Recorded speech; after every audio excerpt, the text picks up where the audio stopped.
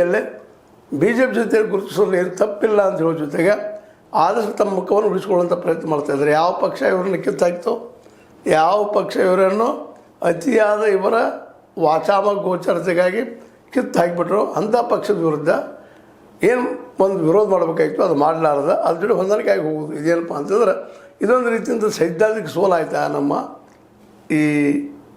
ನಮ್ಮ ಯತ್ನಾಳರದು ಅನ್ನುವಂಥ ಪ್ರಶ್ನೆಗಳು ಅಲ್ಲಲ್ಲಿ ಹುಡ್ಕೊಂಡ ಜನ ಮಂತ್ರಿಯನ್ನು ದೊಡ್ಡ ಚರ್ಚೆ ಮಾಡಿ ಮಾತಾಡ್ತಾ ಇದ್ದಾರೆ. ಇನ್ನೇನು ಬಾಗಲಕೋಟೆಯಲ್ಲಿ ಎಷ್ಟು ಮಟ್ಟಿಗೆ ಇವರು ಈ ತಮ್ಮ ಅತಿ ಹಿಂದುತ್ವದ ಪ್ರಚಾರದಿಂದ ಮತಗಳನ್ನು ಪಡಿಬಲ್ಲರು ಅನ್ನೋದು ಈಗಲೇ ಹೇಳಲಿಕ್ಕೆ ಆಗೋದಿಲ್ಲ. ಯಾಕಂದ್ರೆ ಅನೇಕ ಹಿಂದೂಗಳಲ್ಲೂ ಸಹಿತ ಇವರು ವಿರೋಧ ಭಾವನೆದಿಂಥವ್ರು ಜನ ಅನೇಕರಿದ್ದಾರೆ. ಇಲ್ಲಪ್ಪ ನಾವು ಹಿಂದೂಗಳು ಹೌದು ಒಂದು ಯಾಗೂ ಆದರೆ ಅದನ್ನು ಹೊಡಿ ಕೆಲಸ ಸ್ವತಃ ಈ ಯತ್ನಾಳನ್ನ ಮಾಡ್ತಾರಲ್ಲ ಅನ್ನುವಂಥ ಮಾತುಗಳು ಸಹಿತ ಬಿ ಜೆ ಪಿಯಲ್ಲಿ ಕೇಳಿ ಬರ್ತಾಯಿದ್ದಾವೆ.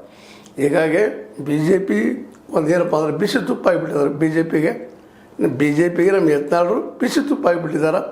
ಉಗುಳಿಕ್ಕೂ ಬರೋದಿಲ್ಲ, ನುಂಗ್ಲಿಕ್ಕೂ ಬರೋದಿಲ್ಲ. ಉಗುಳಿದ್ರೆ ತುಪ್ಪ, ನುಂಗಿದ್ರೆ ಸುಡುತ್ತದೆ ಗಂಟ್ಲ ಅನ್ನುವಂಗೆ ಆಗ್ಯದ. ಏನೋ ಆಗಲಿ ಬಾಗಲಕೋಟೆಯಲ್ಲೇ ಮತಗಳ ಹೆಚ್ಚಾಗ್ಬೋದ ಬಿ ಜೆ ಪಿಗೆ ನಮ್ಮ ಯತ್ನಾಳರು ಬಂದಿದ್ದರಿಂದಾಗಿ.